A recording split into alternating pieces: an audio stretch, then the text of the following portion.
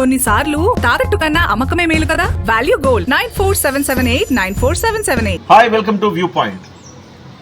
తుప్పు పట్టిన ఇనుము ఇవాళ ప్రెస్ మీట్ పెట్టారు. తుప్పు పట్టిన ఇనుము అదిక ఆయన చెదలు పట్టిన చెక్క. ఎందుకు ఈ చెదలు పట్టిన చెక్క అని పెట్టానంటే, తుప్పు పడితే ఇనుముని ఎంతో కొంత వాడుకోవచ్చు, రసాయనిక చర్య ద్వారా ఆయన్ని తిరిగి ఎంతో కొంత వాడుకోవచ్చు. కానీ చెదలు పట్టిందనుకోండి చెక్క, దానికి నిర్మూలనే మార్గం. సో ఆ చెదలు పట్టిన చెక్కను తీసి పక్కన పడేయకపోతే మొత్తం ఇంట్లో ఉన్న అంత ఫర్నిచర్ కూడా పాడైపోతుంది. ఇవాళ ముద్రగడ అలాంటి నిర్మూలించదగిన వ్యక్తిగా ఇవాళ కాపు కులంలో కనబడుతున్నాడు. కాబట్టి దయచేసి కాపు మిత్రులారా, ఇలాంటి చెదలు పట్టిన చెక్కను ఎక్కడ ఉంచాలి? చెత్త బుట్టలో ఉంచాలి, మనం డంపింగ్ యార్డ్లో వేసేయాలి. సో నిన్న మొన్నటి వరకు తుప్పు పట్టిన ఇనుము కాస్తో కోస్తూ దేనికోదానికి ముద్దు పారిపోయిన కత్తెని ఎంతో కొంత రసాయనిక చర్య ద్వారా వాడుకోవచ్చు అనుకున్నా కానీ అస్సలు ఆ అవకాశం కూడా ఇవ్వట్లేదు. ఆయన ఇవాళ ప్రెస్ మీట్ పెట్టి ఏవేవో మాట్లాడారు. ఆయన మాట్లాడిన కొన్ని అంశాలకు నేను డిస్కస్ చేయాలనుకుంటున్నా. ఆయన మాట్లాడింది ఏంటంటే, పవన్ కళ్యాణ్ గారు మీ ఊరేది, మీ తాలూకా ఏది, మీ మండలం ఏదని పవన్ కళ్యాణ్ గారిని ఆయన అడుగుతున్నారు. ఎందుకంటే మీరు హైదరాబాద్లో ఉంటారు కదా, మరి హైదరాబాద్లో పోటీ చేయొచ్చు కదా, ఇక్కడ దాకా ఎందుకు వచ్చారని. ఆయన ఆంధ్రప్రదేశ్ రాజకీయాల్లో కీలక పాత్ర పోషిస్తున్న వ్యక్తి, కింగ్ మేకర్ లాంటి వ్యక్తి. మీలాగా ఉప్మాలకు కాఫీలకు అమ్ముడుపోయే ఒక బానిస సరుకు కాదు. కాబట్టి ఆయన ఆంధ్రప్రదేశ్లో అందరివాడు, అన్ని ప్రాంతాలు ఆయనవే. మీరు ఏ నెల్లూరులోనో అల్లూరులోనో లేకపోతే ఇంకో చోటో ఏలూరులోనో ఎక్కడో దగ్గర ఒక సభ పెట్టండి. అంటే ఇంతకుముందంటే మీరు పాపం అందరూ ఒక ఎమోషన్ రగిల్చారు కదా, కాపులు రిజర్వేషన్లు ఒక ఎమోషన్ రగిల్చారు. మీరు ఉప్మా కాఫీలకు మీరు అమ్ముడు పోయారని తెలియక పాపం అందరూ అమాయకంగా మీతో పాటు వచ్చేశారు. కానీ ఇవాళ మీరు ఒక సభ పెట్టండి ముద్రగడ గారు, చెదలు పట్టిన చెక్క, ఒక్క సభ పెట్టండి. మీరు ఒక్క సభ పెడితే డబ్బులు ఇవ్వకుండా మందు పంచకుండా ఎవరైనా మీతో పాటు వస్తారా? పోనీ ఒక రోడ్ షో చేయండి సార్. మీకోసం తరలిచ్చోళ్ళు ఎంతమంది ఉంటారు? 10 మంది ఉంటారా పట్టుమని? పవన్ కళ్యాణ్ ఏ రాష్ట్రంలో ఏ మూల అడుగు పెట్టినా ఆయన కోసం వేలాదిగా తరలి వస్తారు. కాబట్టి మీరు ఆయనకు ప్రాంతంతో సంబంధం లేదు. మీలాగా మీరైతే పిఠాపురం వాసి అయినప్పటికీ పిఠాపురంలో ఓడిపోయారు, కాకినాడలో ఓడిపోయారు. మీరు ఉద్యమం చేసిన తర్వాత కూడా మిమ్మల్ని జనం ఓడగొట్టారు. రీజన్ ఏంటంటే మీరు ఒక ఉచిత బుద్ధి కలిగారు. తాడేపల్లి గూడెంలో ఉన్నాయి ఇవాళ ప్రచార రథాలు జరుగుతూ ఉన్నాయి. సో నాకు ఆఫీస్ గట్రా లేదు కదా, సో ఆఫీసులో లేను కాబట్టి బయట చేయాల్సి వస్తుంది, ఇలాంటి డిస్టర్బెన్స్ వస్తుంది. సరే, సో రెండో అంశం, హైదరాబాద్లో పోటీ చేయొచ్చు అనేది ఫస్ట్ అంశం మాట్లాడుకున్నాం. అమ్ముడయ్యే జాతి అనుకుంటున్నారా మేమంతా? ఎవరు కలుపుకుంటున్నారయ్యా? నాకు అర్థం కావట్లా. మేము అమ్ముడయ్యే జాతి అనుకుంటున్నారంటే మీకు జాతి ఎక్కడుందయ్యా? మీకు ఏం మళ్ళీ కామెడీలు చేస్తూ ఉన్నాను? చెదలబట్టిన చెక్క కామెడీలు ఎందుకయ్యా నీకు? నువ్వు చెదలబట్టావు, నీతో మళ్ళీ జాతి ఎందుకు ఉంటుందయ్యా? జాతికే నేను చెప్తున్నా. అరే బాబా, ఆయన చెదలబట్టిపోయాడు, ఆయనతో ఎవరు ఆయన పక్కన తిరిగినా మీరు కూడా చెదలబట్టిపోతారని చెప్తా ఉన్నా. సో అమ్ముడుపోయే జాత అంట. మీరు అమ్ముడు పోకపోతే ఎందుకు ఇవాళ బానిసత్వం చేస్తున్నారు? మీ స్థాయేనా అది? జగన్మోహన్ రెడ్డి గారు వస్తున్నారనో లేకపోతే ఇంకో సభనో ఇంకోటనో రోడ్ల మీద పడిగాపులు కాస్తున్నారే. మీ స్థాయి అది? నిజంగా మీ స్థాయా? ఒకప్పుడు ఒక వెలిగిన వాళ్ళే కదా. ఇవాళ ఇంత దిగజారిపోవడానికి రీజన్ ఏంటి? మీరు ఇంత దిగజారిపోవడానికి రీజన్ ఏంటంటే, మీ స్వప్రయోజనాల కంటే కూడా మీ అహం మీకు ఎవరైనా ఎదుగుతుంటే చూడలేరు. మీరు మీ కులంలో మీరే తోపుగా ఉండాల. మీకంటే ఎవరైనా సెలబ్ హోదాకు వచ్చినా లేకపోతే ఎవరైనా గొప్పవాళ్ళు అనిపించుకున్నా మీకు అసలుకి మీరు తట్టుకోలేరు. మీరు ఒక అహంభావి. మీ అహమే మిమ్మల్ని దిగజార్చింది ఇంత దూరం. మీరు అంటున్నారు 78లో చంద్రబాబు నాయుడు గారు నేనే ఒకేసారి. ఏం పీకడానికి అయ్యా? 78లో నువ్వు చంద్రబాబు నాయుడు ఒకేసారి చేస్తే ఏం పీకడానికి? నాకు అర్థం కాదు. చంద్రబాబు నాయుడు రాష్ట్రానికి ముఖ్యమంత్రి అయ్యాడు, ఒక విజనరీ లీడర్ అయ్యారు. నువ్వేం చేశావు? కనీసం కాపులకు నువ్వు చేసింది ఏంటంటే, తుని రైలు ఘటనలో వాళ్ళందరి జీవితాన్ని బుగ్గిపాలు చేసావు నువ్వు. ఇది నువ్వు చేసింది. రాజశేఖర రెడ్డి కూడా నీతో పాటు వచ్చినోడే కదా. పోనీ నువ్వు ఆరాధించే నాయకుడు కదా రాజశేఖర రెడ్డి. పోనీ ఆయన బాటలను నడవకపోయినావు నువ్వు. ఆయన ఏం చేశాడు రాజశేఖర రెడ్డి? బ్రహ్మాండంగా ఒక సామ్రాజ్యాన్ని నిర్మించుకున్నాడు. ఇవాళ ఆయన పోయినా కానీ ఆయన కొడుక్కి ఆ సామ్రాజ్యాన్ని వారసత్వంగా ఇచ్చిపోయాడే. నువ్వు నీ కొడుక్కి ఏమిచ్చావు? కనీసం ఒక ఎమ్మెల్యే సీట్ ఇవ్వలేకపోయావు. గుర్తుపెట్టుకో. ఇంత చేసి ఒక ఎమ్మెల్యే సీట్ ఇవ్వలేకపోయావు, ఒక ఎమ్మెల్యే సీటు ఇవ్వలేకపోయావు. ఇట్లా పోతిన మహేష్ లాగా మాట్లాడదు మనం. ఒక ఎమ్మెల్యే సీటు ఇవ్వలేకపోయావు.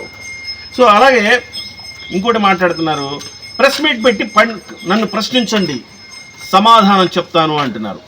ప్రెస్ మీట్ పెట్టి మనకు అతడు సినిమాలో మనకు ఒక డైలాగ్ గుర్తొస్తుంది, హిట్ మీ అంటుంటాడు పరమానందం, హిట్ మీ హార్డ్లీ అంటాడు అనమాట. అట మొన్న కూడా ఆయన నన్ను తిట్టు అంటున్నాడు, ఇప్పుడేమో ప్రెస్ మీట్ పెట్టు నన్ను ప్రశ్నించు అంటున్నాడు. మహేష్ బాబు గుర్తుంది కదా ముసలోడు పాపం. సో సారీ, నిన్నటి వరకు మీ మీద కనీసం తుప్పు పుట్టిన ఇనుమన్నా అన్న. ఇంత దిగజారుడు వ్యక్తిని ఇంతకు మించి నేను గౌరవించలేదు. సారీ, నా వల్ల కాదు బాస్. సరే ఇంకోటి ఏమంటాడు, హిట్ మీ అనకండి పెద్ద అయినా, మీరు అనవసరం కొడితే ఇక మళ్ళీ లేవలేరు మీరు.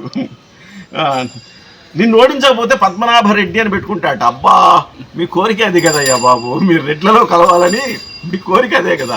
మీరేం చేసినా రెడ్లే కదా ఉప్మాలు కాఫీలు సరఫరా చేసేది. సో మీ కోరిక అది, ఆ కోరికను నెరవేర్చుకోండి, ఇబ్బంది ఏం లేదు.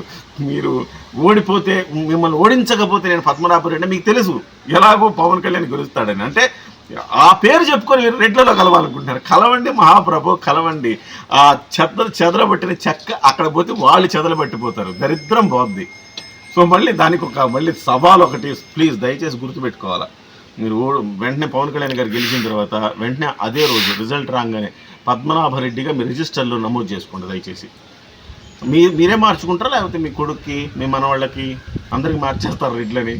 కర్మరాబాబు ఎట్లా ఈయనేనా నాయన, నాకు అర్థం కాదు. ఈయనేనా ఉద్యమాలు చేసింది కాపుకులం గురించి? చిరాకుతుందయ్యా. తర్వాత ఏంటంటే ఎంతసేపటికి రంగేసుకొని వస్తాడు ఏమో ఆయన ప్రొఫెషన్ ఆయన చేసుకోకూడదా? ఈ ముఖానికి రంగు చేసుకొని మనకు సినిమాలు నటిస్తే ఏమన్నా తప్ప? నీకంటే నేనే పెద్ద యాక్టర్ అన్నావుగా, నీకంటే నేను పెద్ద హీరో అన్నావుగా, అంతకుముందు ఒక ప్రెస్ మీట్ పెట్టి సిగ్గుండాలి. మళ్ళీ ఒక ప్రొఫెషన్ని అపహాస్యం చేయడానికి ఏమన్నా అర్హత ఉందా మీకు? ఆయన గౌరవంగా ఆయన సినిమాలు చేస్తున్నాడు, అదొక ప్రొఫెషను. చిన్నప్పుడు నువ్వు కూడా సినిమా యాక్టర్ల కోసం పరితపించిన వాడు ముద్రగడ, గుర్తుపెట్టుకో. ఆ తర్వాత ప్రత్యేక జైలు కట్టిస్తానన్నాడు పవన్ కళ్యాణ్. మరి చంద్రబాబు కోసం కట్టిస్తాడా లేకపోతే ఇంకెవరి కోసం కట్టిస్తాడు ప్రత్యేక జైలు అని అడుగుతున్నాను. ఏం తెలియనట్టుగా జగన్మోహన్ రెడ్డి కోసమేగా ప్రత్యేక జైలు కట్టిస్తానంది. నీకేమన్నా అంత కుతూహలంగా ఉంటే ఆ రైలు దుర్ఘటన దయచేసి పవన్ కళ్యాణ్ గారు మీకు దండం పెడతానయ్యా, దయచేసి ఆ తుని రైలు ఘటన చూసారు, దాన్ని మళ్ళీ రీఓపెన్ చేయండి. రీఓపెన్ చేసి ఈ ముసలాడిని బొక్కలు వేయండి. ఆ ముసలాడు కోసం కనీసం ప్రత్యేక జైలు కావాలి ప్లీజ్. దయచేసి ఎవరైనా హర్ట్ అవ్వద్దు. ఏంటి కిరణ్ ఇట్లా మాట్లాడేస్తున్నాడు? ఎన్ని రోజులండి ఇలాంటి వాళ్ళని ఎట్లాంటి భరిస్తాం చెప్పండి? ఎన్ని రోజులు గౌరవిస్తాం? పెద్ద ఏం గౌరవిస్తామండి? ఎన్ని రోజులు గౌరవిస్తాం? తర్వాత వచ్చేసి ప్రత్యేక హోదా ఎందుకు తేలేకపోయారు? ఎందుకు తెస్తాడా ప్రత్యేక హోదా? ఇంత రాజకీయ జీవితం పెట్టుకొని ఇంత పెద్దోడివి, అధికారంలో ఉన్నోడా? బాధ్యత అధికారంలో లేని వాళ్ళు తెస్తారా ప్రత్యేక హోదా? కాపు రిజర్వేషన్లు నువ్వేం పీకే కాపు రిజర్వేషన్ల గురించి? ఆయన కులనాయకుడా? ఎంతసేపు కాపు రిజర్వేషన్ల కోసం పవన్ కళ్యాణ్ స్పందించిన కాపు రిజర్వేషన్లు పవన్ కళ్యాణ్ తేవాలంటుంటావు. ఆయన కులనాయకుడు అనుకున్నావు నీలాగా? ఆయన అందరివాడు, ఖచ్చితంగా కులానికి పరిమితం చేయొద్దు, ఆయన అందరివాడు. సో ఇలాగే ఏ పాపం ఆయన పవన్ కళ్యాణ్ గారు ఏం మాట్లాడతారు కాబట్టి నేను మాట్లాడాల్సి వస్తూ ఉంది. నేను ప్రెస్ మీట్ విని నేను రాసుకుని నేను మాట్లాడాల్సి వస్తుంది. పవన్ కళ్యాణ్ గారు వీళ్ళందరి గురించి మాట్లాడి ఏదో ఒక మాట అన్నాడు, దాన్ని ఉలికి పడుతున్నాడు. ఉప్మాలు కాఫీలకు అమ్ముడు పోవద్దంటే తన్నే అనుకున్నాడని. అంతే, గుమ్మడికాయలు దొంగ ఎవరంటే భుజాలు తడుముకున్నారంటారు కదా, అట్లయినా భుజాలు తడుముకొని ఈయన భుజాల మీద ఉన్న గుమ్మడికాయలు అన్నీ తెలిసిపోయినాయి అనుకొని ఈ రకంగా ప్రెస్ మీట్ పెట్టి ఏదో కవర్ చేసుకునే ప్రయత్నం చేశారు. నేను ఒకటే చెప్పదలుచుకున్నా, ఈ చెదరబట్టిన చెక్కకి ఒకటే చెప్పదలుచుకున్నా, అయ్యా మిమ్మల్ని ఎవ్వడు కూడా దేకట్లా, గుర్తుపెట్టుకోండి. అది మీ యొక్క తెలివి తక్కువతనము, జగన్మోహన్ రెడ్డి గారి యొక్క తెలివి తక్కువతనము తెలియదు. కానీ నాకు మీలాంటి వాళ్ళు రహస్యంగా కదా ఉంచాలా? ఇట్లా బయట పడిపోతే పిఠాపురంలో మిమ్మల్ని చూసి కసిగా పవన్ కళ్యాణ్ పోటేస్తున్నారే. వచ్చే మెజారిటీలో 10,000 మీ ఖాతానే పెద్ద ఆయన. అట్లా అనొద్దు చదరబట్టిన చెక్క గారు, వచ్చే మెజారిటీలో 10,000 మీ ఖాతానే, గుర్తుపెట్టుకోండి. కిరణ్ టీవీలోంచి నేను చెప్తా ఉన్నా, ఒకవేళ 50,000 మెజారిటీ వచ్చిందనుకోండి, నేను అనుకుంటాను ఆయన అసలు మెజారిటీ 40,000, ఈ మిగతా 10,000 మెజారిటీ చెదలబట్టిన చెక్క చేసిన నిర్వాకం వల్ల వచ్చింది అని నేను భావిస్తా. 1,00,000 మెజారిటీ వచ్చిందనుకోండి, 90,000 పవన్ కళ్యాణ్ గారిది, ఆ 10,000 మీ ఖాతానే. సో మీరు గొప్ప మేలు చేస్తూ ఉన్నారు. సో పెట్టండి, ఇంకా ప్రెస్ మీట్లు పెట్టండి పెట్టండి పెట్టండి. మొత్తం చెదలబట్టేంత వరకు, వైసీపీ పార్టీ చెదలపట్టి పోయేంత వరకు మీరు ప్రెస్ మీట్లు పెడతా ఉండండి. జగన్మోహన్ రెడ్డి కూడా అర్థం కాకూడదు. మొత్తం లోపల లోపల లోపల లోపల తినేయాలి. మీరు తినేసిన తర్వాత చెదలబట్టిన చెక్క కాస్త చెదలబట్టిన పార్టీ అయిపోతుంది. నమస్కారాలు. పద్మనాభం గారు అలియాస్ చెదలబట్టిన చెక్క.